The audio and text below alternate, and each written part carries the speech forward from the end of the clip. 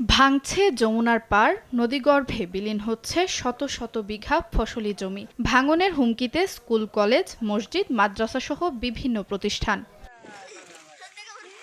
পাবনার বেড়া উপজেলার ভারেঙ্গা ইউনিয়নের লেওলাইপাড়া, কল্যাণপুর সহ কয়েকটি গ্রামের একই চিত্র। এরই মধ্যে অর্ধশত বসতভিটা ও ফসলি জমি বিলীন হয়েছে নদীতে। শেষ সম্বল হারিয়ে নিঃস্ব হয়েছেন অনেক পরিবার। ভাঙনের মুখে রয়েছে ৩৪ কোটি টাকা ব্যয়ে নির্মিত পল্লী বিদ্যুতের সাবস্টেশন, শিক্ষা প্রতিষ্ঠান, কবরস্থান ও মসজিদ। দ্রুত স্থায়ীভাবে নদী ভাঙন রোধে কার্যকর উদ্যোগ চান স্থানীয়রা। আমরা একদিক থেকে ভেঙে আর একদিকে যাই, একদিক থেকে ভেঙে আমরা আর একদিকে যাই। তাহলে এই বস্তাতে আমরা ঠেকতেছি না। আমরা গরিব মানুষ, বেটা বেটি বাঁচাবো। একটা বাড়ি করতে আমাদের ৩ লাখ ৪ লাখ টাকা লাগে। আমরা পাই নিয়ে ভাত, পাই নিয়ে পানি, আমরা এত বাড়িঘর ভাঙবো, আমরা টাকা কই পাবো? বাড়ি এপাশে গোটা তিনিক ভাঙছে, এপাশে ভাঙছে গোটা চারিক, পিছনে ভাঙছে। তা এইভাবে ভাঙতে ভাঙতে আমাদের এইভাবে নিয়ে আসছি।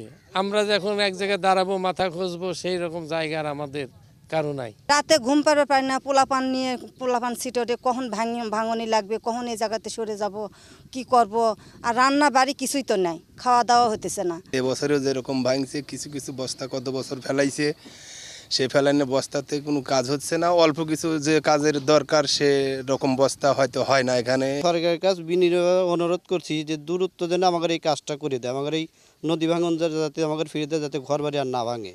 নদী ভাঙন কবলিত এলাকা চিহ্নিত করে দ্রুত ব্যবস্থা নেয়ার আশ্বাস দিয়েছে পানি উন্নয়ন বোর্ড। ভাঙন কবলিত এলাকা পরিদর্শন করার পরবর্তীতে ওখানে জরুরি অস্থায়ী প্রতিরক্ষামূলক কাজ বাস্তবায়ন করা প্রয়োজন। আমাদের ঊর্ধ্বতন কর্তৃপক্ষের অনুমোদন সাপেক্ষে উক্ত এলাকায় জরুরি অস্থায়ী প্রতিরক্ষামূলক কাজ বাস্তবায়ন করা হবে। ইতিপূর্বে কিছু কল্যাণপুর এবং বক্তারপুরে কিছু কাজ বাস্তবায়ন করা হয়েছে, কিন্তু ভাঙনের তীব্রতার কারণে ওখানে আরও কিছু কাজ বাস্তবায়ন করা প্রয়োজন।